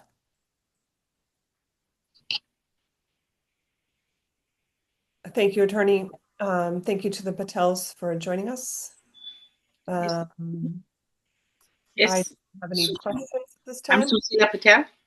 Hi, thank you for joining us. Yeah, yes. I don't think I have any questions at this time. Commissioners, do you? I do not. Thank you. None for me, thank you. Thank you. We'll see if there are any individuals who would like to testify on this matter, beginning with elected officials or their representatives. Are there any other individuals who would like to testify on this matter? All right, the board will take this under advisement. Thank you all for joining us. Calling item number 32, Leinster Group, Inc., doing business as Scholars, located at 25 School Street, holder of a common victual or 7-day all alcoholic beverages license, has petitioned to transfer the license from the above to Off the Rails Boston LLC, doing business as Scholars at the same location. Christopher Besaw, manager, 2 a.m. closing hour. Applicant has also petitioned to update the description of premise as follows: total 10,200 square feet, consisting of one large room on the first floor with bar, kitchen, and rear, and one room on the mezzanine level with bar totaling 9,885 square feet and 315 square feet in the basement for storage. Entrance on School Street, exit at rear on Pie Alley. Additional exits to adjacent space at 27 School Street, located on first floor and mezzanine level. Capacity breakdown, first floor, 37 at bar stools, 120 at tables and chairs, 68 standing. Second floor, 40 at bar stools, 37 tables and chairs, 84 standing. Attorney Tyler Hensler. Attorney Hensler. Thank you, Attorney Green. Good morning, Madam Chair, members of the board. Tyler Hensler from Upton, Canal, and Devlin here for Off the Rails LLC. Joining me should be Manager of Record Chris Besaw. So the applicant is purchasing Scholars located on School Street, and therefore they're here for a transfer of the license at the same location. They are not looking to change anything. The concept will remain the same. The DBA will remain the same. Closing hours the same. The premises description will not change. The public need for this license has been established, as this license has existed at this location for several years. The character and fitness of this applicant is also strong. The licensee's principals have interests in 2 other licenses in Massachusetts, as well as one in Florida, and they have been involved in 0 violations at these locations. Chris Besaw will be the manager of record. Chris is a U.S. citizen and Massachusetts resident. He is familiar with the rules and regulations related to the sale and service of alcohol of this board, the ABCC, and the laws of the Commonwealth. And he has experience in the industry, having been a manager on 2 other licenses in Massachusetts. We thank the board for its time this morning, and we're happy to field any questions. Thank you. Excuse me. Thank you, Attorney. Mr. Besaw, have you been a manager of record at any licensed premises in Boston? No, not in Boston, in Worcester and in Hartford, Okay. Connecticut.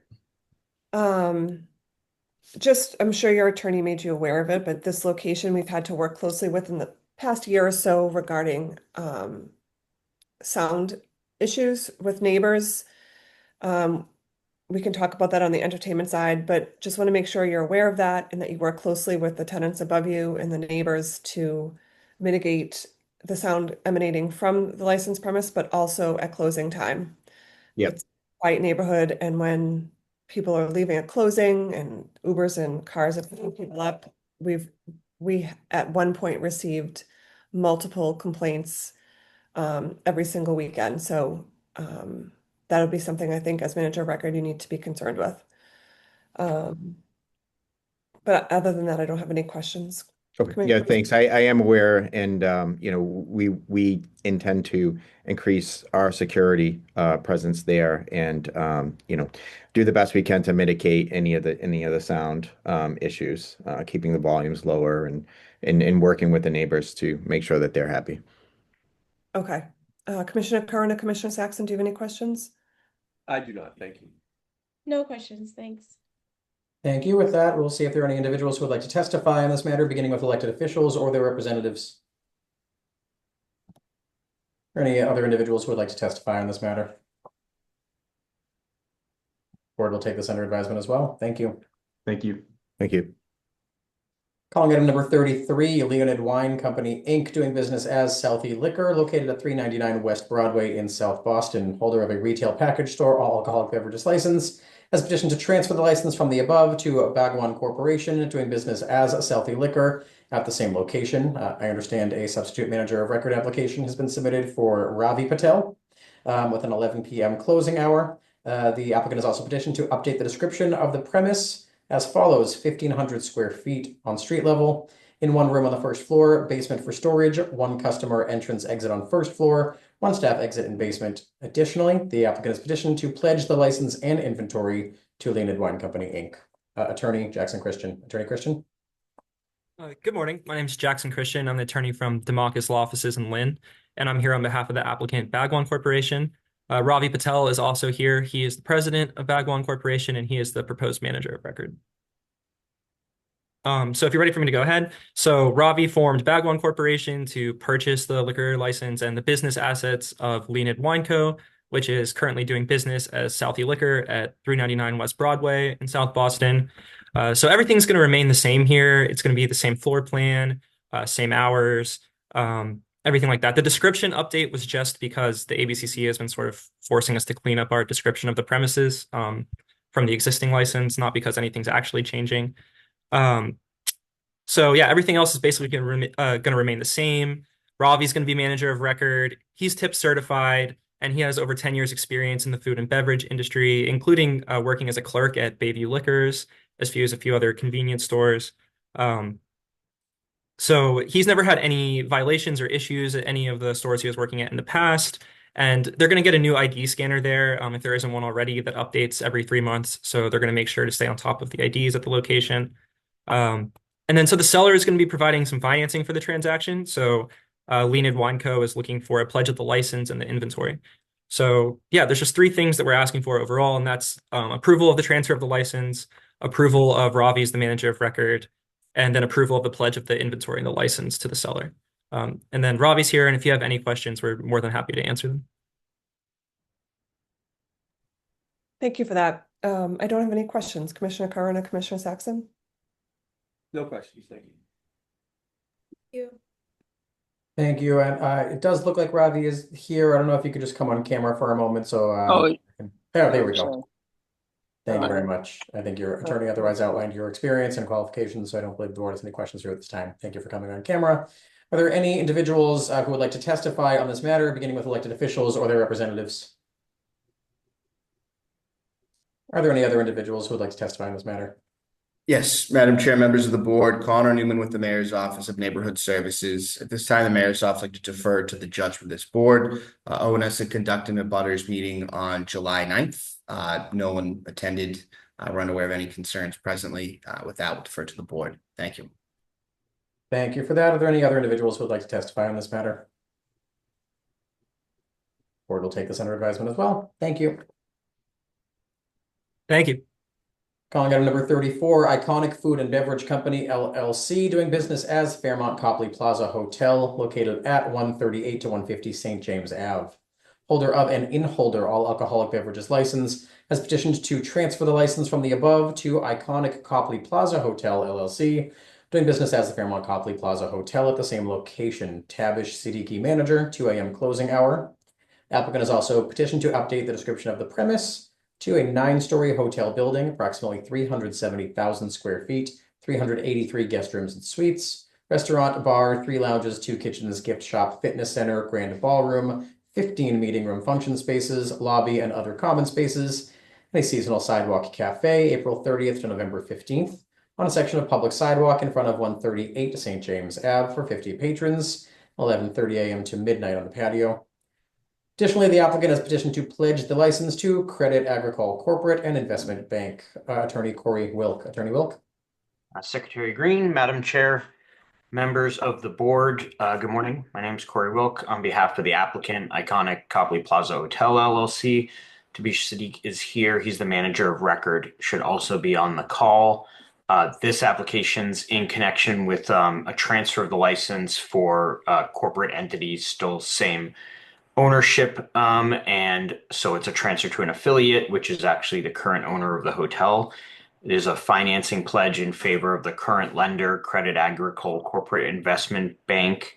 There's an update on the legal description, which is really more at the request of the board and the ABCC's pattern of having more detailed description. So there's no actual changes. This is just updating the technical description. There's no operational changes. The manager of record will stay the same, and we've reached out to neighborhood services who did not require a community process, and I'm happy to answer any questions you might have. Thank you.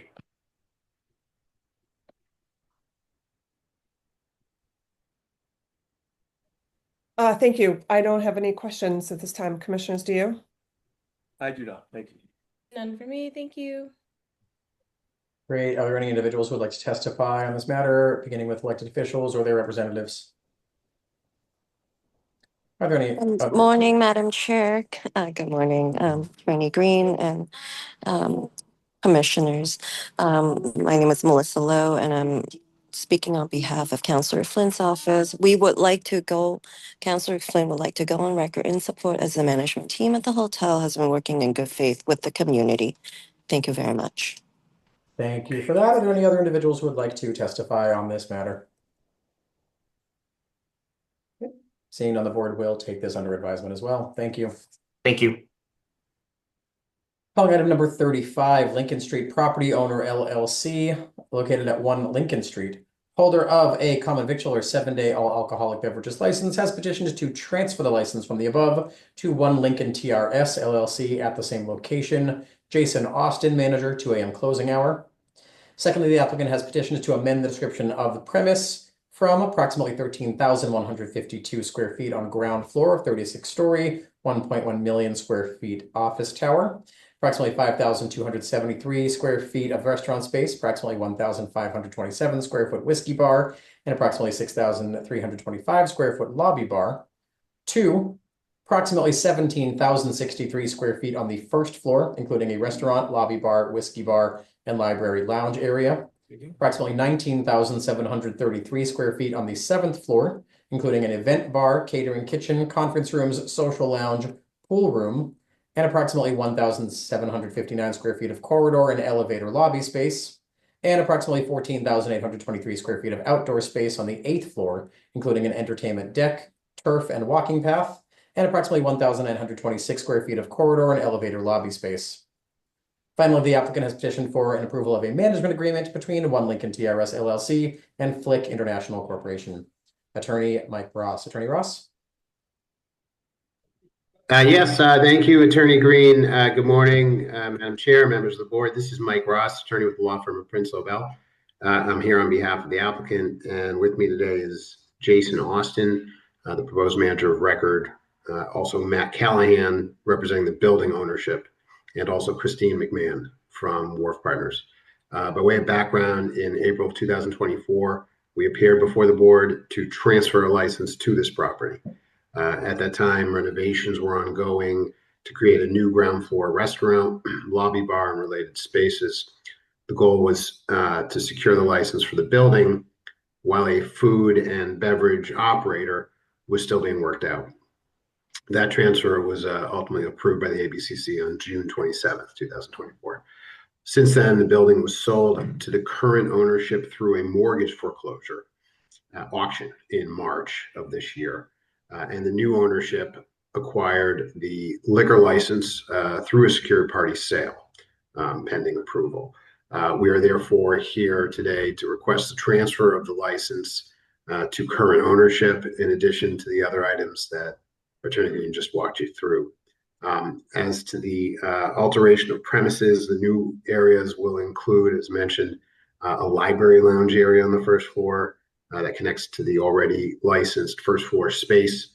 And then that 7th floor of the building will include an event bar, catering kitchen, conference room, social lounge, and pool room. And then on the 8th floor of the building, there's an outdoor area that includes an entertainment deck, turf area, sports court, and a walking path around the perimeter. All new licensed spaces will be contiguous through the building's corridor and elevator connections.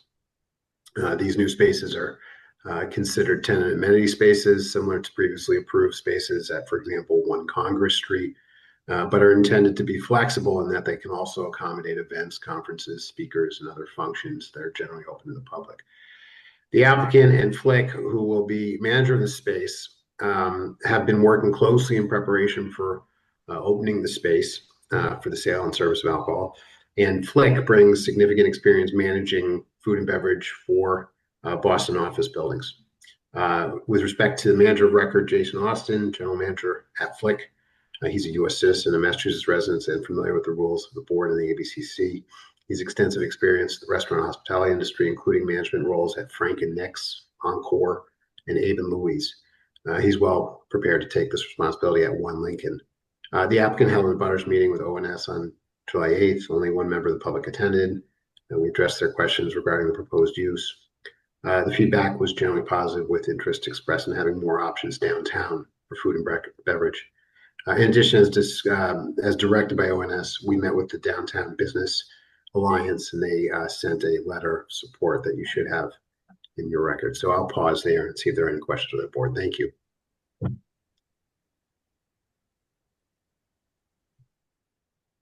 No issues raised by the Downtown Business Alliance when you met with them? No, it was all positive. Okay. I have no questions. Commissioner Curran and Commissioner Saxon? No questions at this time. Thank you. Me, thank you. Thank you. Are there any individuals who would like to testify on this matter, beginning with elected officials or their representatives? Yes, Madam Chair, members of the board, Connor Newman with the Mayor's Office of Neighborhood Services. This time, the Mayor's Office would like to defer to the judgment of this board. Some background information, the community process. As you heard from the applicant's representation, ONS conducted a butters meeting on July 8th. It was very lightly attended. There were no concerns raised in that meeting, and the applicant was able to answer questions. They went on to connect with the Downtown Business Association, which was very supportive of this proposal. We understand, we got an email last night that Leather District Neighborhood Association would also like to meet with this applicant. So just want to put that into the record. Thank you. With that, we'll defer to the board. Thanks. Good morning, Madam Chair. Good morning, Attorney Green, Commissioners. My name is Melissa Lowe, and I am speaking on behalf of Councillor Flynn's office. Yesterday, Councillor Flynn wrote a letter to the Office of Neighborhood Services and the Licensing Board requesting a deferral for this case. Councillor Flynn was made aware that the proponent did not meet with the Leather District Neighborhood Association, which abuts this building. Residents have asked for a deferral to allow for more time and for more discussions between the proponent and the neighbors in the Leather Districts. Moreover, currently the position for Downtown, Chinatown, and Leather District Office of Neighborhood Services liaison remains vacant. It is critical to have someone that is working closely with the neighborhood so that licensing proponents can be better equipped to complete a good faith community process. Councillor Flynn respectfully requests that this case be deferred until the proponent meets with the Leather District Neighborhood Association to discuss any potential quality of life or public safety concerns. Thank you. Thank you. Are there any other individuals who would like to testify on this matter? Any further questions from the board following the testimony? Connor, do you recall, or does anyone from the applicant's team recall the last time you were around, came before us to license this, other parts of this building? The community outreach, did that include the Leather District at that time? Madam Chair, at that time, we did not do a full community process at the direction of the ONS because it was simply to bring the license into the actual building. We didn't have an operator identified. We didn't have Flick at the table, so we didn't have any of the information. Now we do, and so we deployed a full community outreach, but we're outside the Leather District, technically, even though we're abutting it. Since then, the councilors outreach, we reached out to Chris Becky to get on his next available agenda with our team. Chris from the Leather Street, the Leather District Neighborhood Association, to get out and to meet with them, which we intend to do. Okay, and when is that meeting? It has not been scheduled yet, but we have reached out to them. Okay, will you keep me posted, or can you let me know? This is supposed to be voted on tomorrow. I'd like to know before the vote when that meeting is. I know it's technically not in the Leather District, but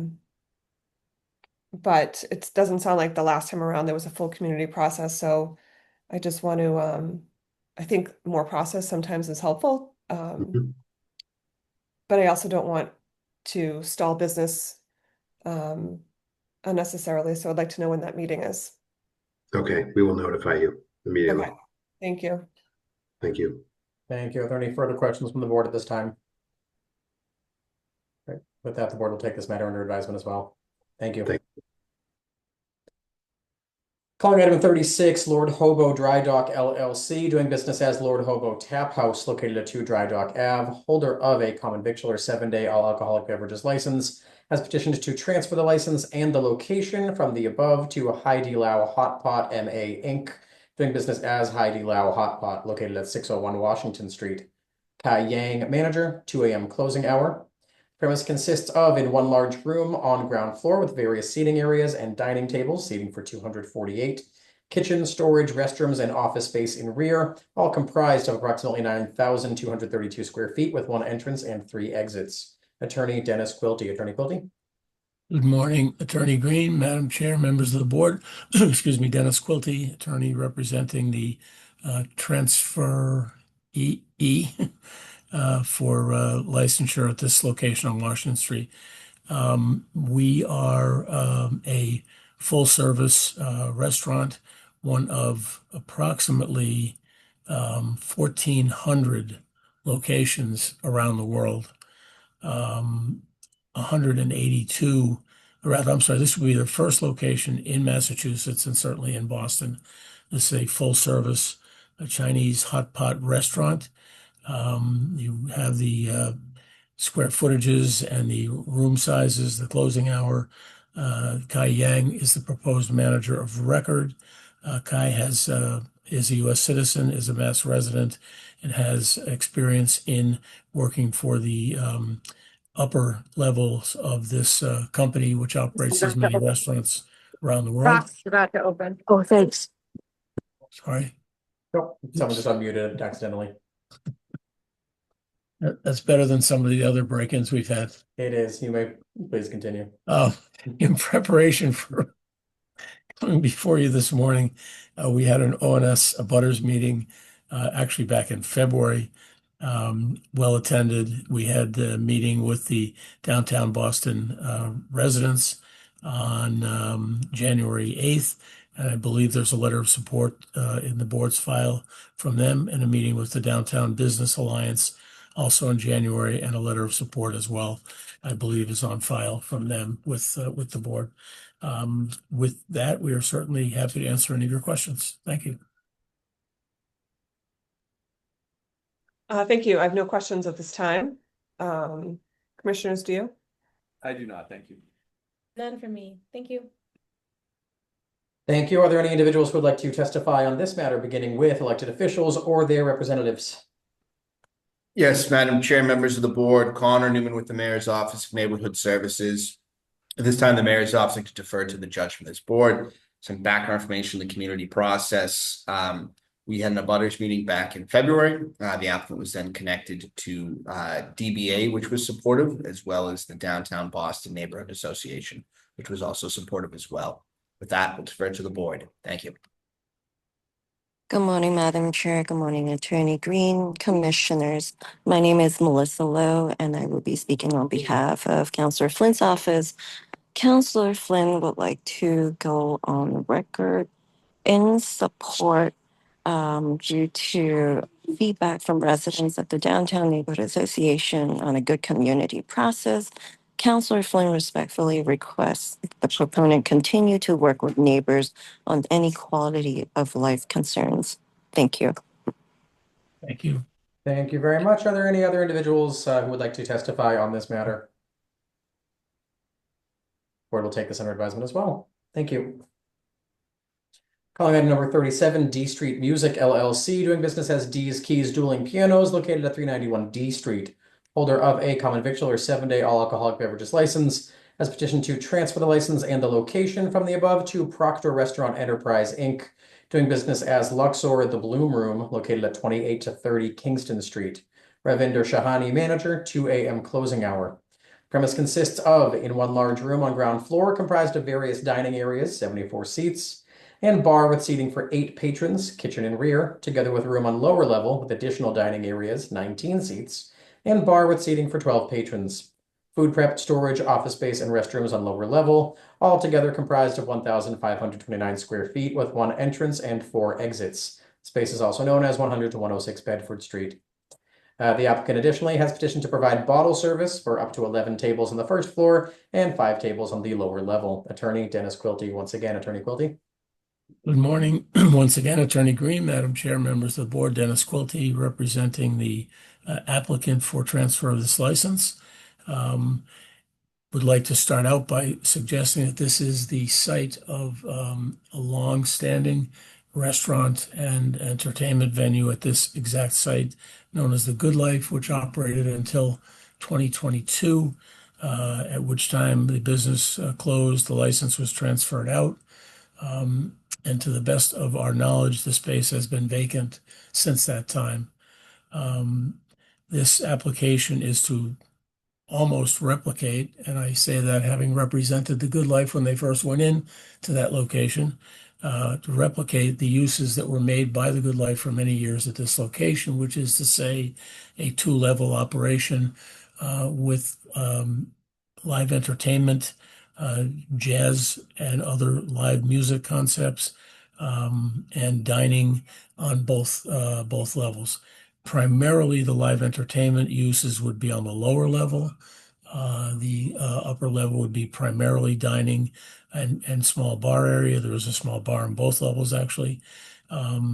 So we hope to operate in a very similar fashion to that which the Good Life began its operations as a room below for jazz and other musical performances and dining and food allowance throughout the entire 2 floors. As indicated, there are 2 concepts, a Luxor and the Bloom Room.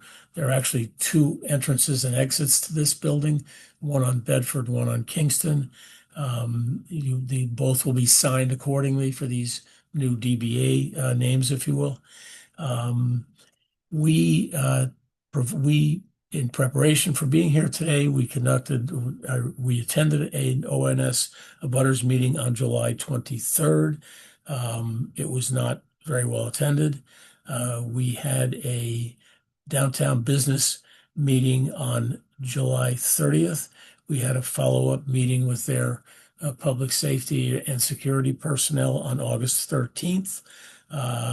They were quite supportive. I do not know whether they have sent in a letter of support, but they were very supportive in our 2 meetings with them. I want to say on the record that we attempted on multiple occasions to meet with the downtown residents. We have records of at least 4 emails that were sent requesting a meeting with that organization or requesting if they wanted further information. We did not ever receive a response until 24 hours ago when we got a message from the association that they were asking for changes in the hours of operation. And again, we've still not met with them, showed them our plans or any other thing because they never responded to us in any respect. We hope to be a part of what I believe are the city's hopes to bring activity to this area and to populate this, which is one of many empty storefronts in the downtown Crossing neighborhood. We hope that by doing so, we'll become an active participant in the community, provide proper entertainment and food and beverage service, and run a positive establishment that will be a benefit to the area. The area needs help. This particular part of the area, again, I think this building's been vacant. It's a very large, prominent building, surrounded primarily by commercial uses, hotel, etc. And again, we believe this will be a positive influence on the area. We made every attempt to reach out to everyone who asked us to meet with them.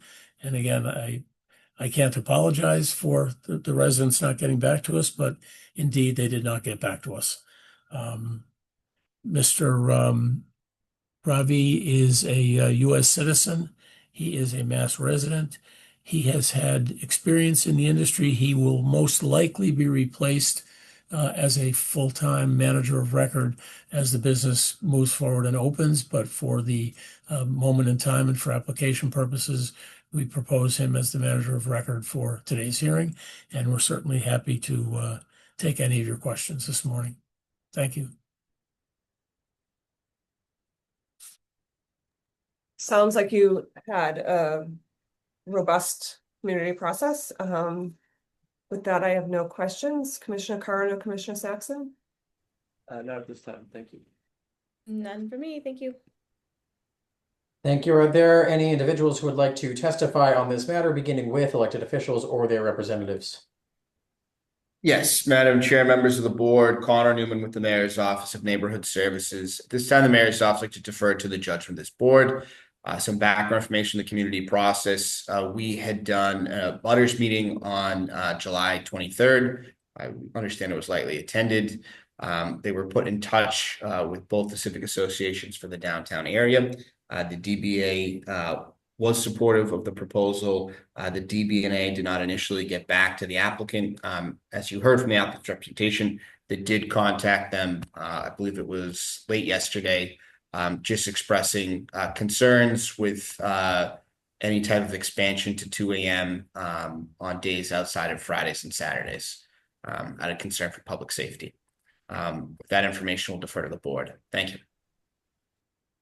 Good morning, Madam Chair. Good morning, Attorney Green, Commissioners. My name is Melissa Lowe, and I will be speaking on behalf of Councillor Flynn's office. Councillor Flynn would like to respectfully request a deferral for this case to allow for more community process with the Downtown Neighborhood Association and communication between the proponent and the Boston Police Department. Thank you so much. Thank you. Thank you. Are there any other individuals who would like to testify on this matter? Are there any further questions from the board following the testimony? Seeing none, the board will take this under advisement as well. Thank you. Thank you. Calling item number 38, Navy Yard Market LLC, doing business as Golden Goose Market, located at 1 First Ave in Charlestown. Has applied for a retail package store, wines and malt beverages license to be exercised on the above, located in building 34 of 1 First Avenue of the Charlestown Navy Yard, in one large room on ground floor with market area, order counter, prep area, and office space in rear, together with one additional room on ground floor for additional market space and coolers. Altogether comprised of approximately 3,600 square feet on the ground floor with one entrance and 2 exits. Manager Stephen DeAngelis, closing time 11 p.m. And for the board's background, this application was for an all-alcoholic retail package store, alcoholic beverages license, was advertised as a wines and malt. We are aware that this will need to be re-advertised. The chair did allow the application to move forward to a hearing this morning with the knowledge that it will need to be re-advertised after the fact. Attorney Bill Ferrulo. Attorney Ferrulo. Good morning, Attorney Green, Chairwoman Joyce, members of the board. As Attorney Green said, this is an application for Section 15 all alcohol retail license at this location. The location had been a 7-Eleven, which had an all alcohol retail license. Golden Goose is an establishment formed by Stephen DeAngelis 48 years ago. It's been the primary grocery store for the North End waterfront for those 48 years.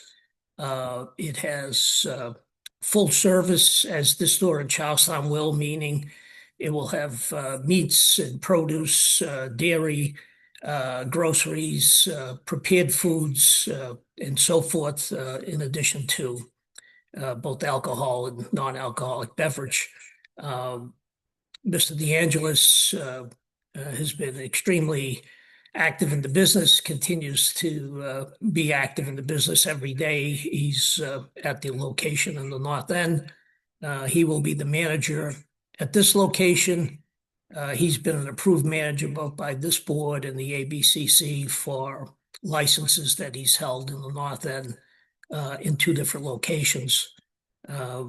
This was subject of an ONS, a butters meeting, and it's very well received in the neighborhood because it's a major change from a 7-Eleven convenience type of store to a real grocery store with full service.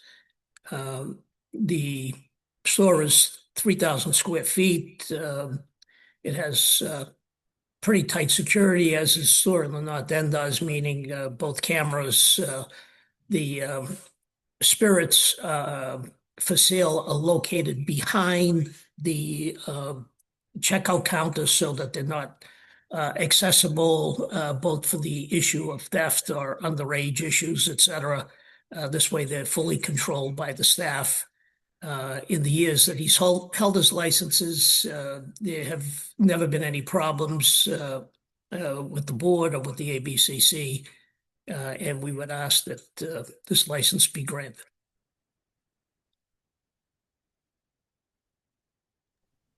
Thank you very much. I don't have any questions, commissioners, do you?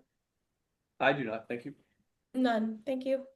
Thank you. Are there any individuals who would like to testify on this matter, beginning with elected officials or their representatives? Yes, Madam Chair, members of the board, Connor Newman with the Mayor's Office of Neighborhood Services. This time, the Mayor's Office like to defer to the judgment of this board. Some background information on the community process. ONS hosted a butters meeting that was lightly attended, but there was one resident on who vocalized their support for this proposal. We're unaware of any concerns at this time. With that, we'll defer to the board. Thank you. Good morning, Madam Chair, members of the board. Gabriela Ramirez here on behalf of Boston City Councilor Gabriela Coletta Zapata's office. At this time, the council would like to go on the record in support of this proposal. Thank you very much. Are there any other individuals who would like to testify on this matter? The board will take this under advisement as well. Thank you. Thank you. Calling item number 39, Perch LLC, doing business as Perch, located at 102 Waltham Street, has applied for a common victualler 7-day wines and malt beverages license to be exercised on the above. 1 floor, 1 room, open kitchen concept with 383 square feet and 12 seats. 1 entrance exit on Waltham Street. Manager Renee Minahan, closing time 10 p.m. Attorney Jen Allen. Attorney Allen. Thank you again, Attorney Green, Madam Chair, and members of the board. Jennifer Allen on behalf of Perch LLC. Logged in also is Renee Minahan, the owner and proposed manager, and also Samantha Okersinski, the chef of this new proposed restaurant. As already mentioned, this is an application for a restricted wine and malt beverages license and CV license. We are also requesting a temporary CV license in the meantime. Samantha, the chef, would like to just say a few words first, if possible, and then I will continue with my speech. Sam? Hi, thanks, Jen. Good morning or good afternoon, members of the board. I'm Sam Okersinski, chef de cuisine at Perch, and I'm here today with my business partner, Renee Minahan, to present our application for a liquor license. Perch represents something unique in the South End, an intimate open kitchen dining experience where community connection drives everything we do. A little bit of background for me. I bring seasoned culinary expertise to our kitchen with an extensive background in private chef work spanning from South End to Nantucket. And with that, I've been able to create intimate, high-touch dining experiences tailored to each client. My partner, Renee, brings years of hospitality management experience spanning from Atlanta to Cape Cod, and her expertise in operations and community building perfectly complement my culinary vision. Something that I really want to highlight and what sets Perch apart is our commitment to being truly community driven. We offer multi-course tasting menus featuring locally sourced ingredients, but we're so much more than just a restaurant. We host technique and cooking classes, wine tasting, and private events that bring all the neighbors together. We've also had a ton of neighborhood support, which has been really great to see. We've provided a bunch of letters. Also, our guest chef program showcases diverse culinary talents and creating fresh experiences. We truly believe that a liquor license would enhance our ability to complete these sophisticated dining experiences that our community deserves and would elevate every aspect of what we offer. And thank you so much for your consideration. Thanks, Sam. So these women are excited to bring to you their unique creation in a small, intimate setting located at 102 Waltham Street. You've already heard about their background from Sam. They have the experience, character, and fitness for this endeavor. They have strong community support as they both not only work, but also live in this community. Renee is 100% member, owner, and proposed manager. She's a U.S. citizen and a Massachusetts resident. She has the experience in the hospitality business, is tip certified, and has familiarized herself with the rules of the ABCC and the City of Boston Licensing Board. In addition, all of the staff will also be tip certified. The proposed hours are Tuesday through Sunday, 5 p.m. to 10 p.m.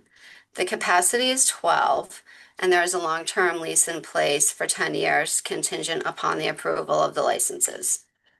The restaurant has a small footprint and not built for late night entertainment.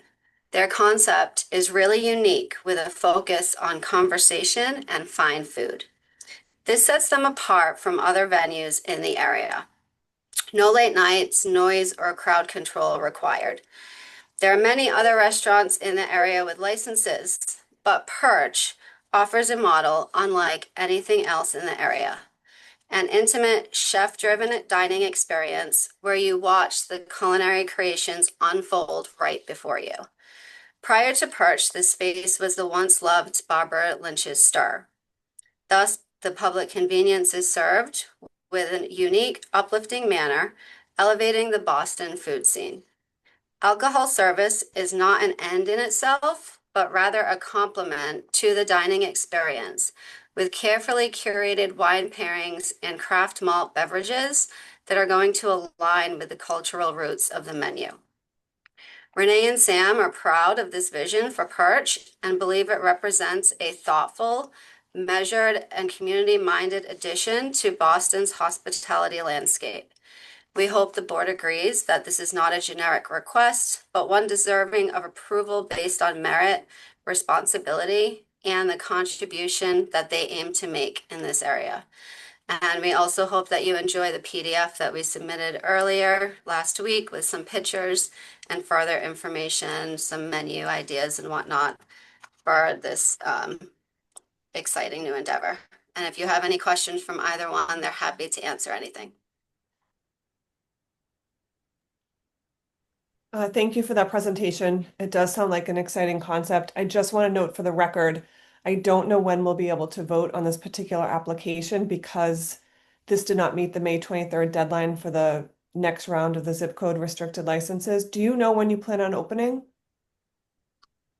So I think we're also working with ISD for some of the licenses. They are aware of that, and that's why we were going for a temporary CB.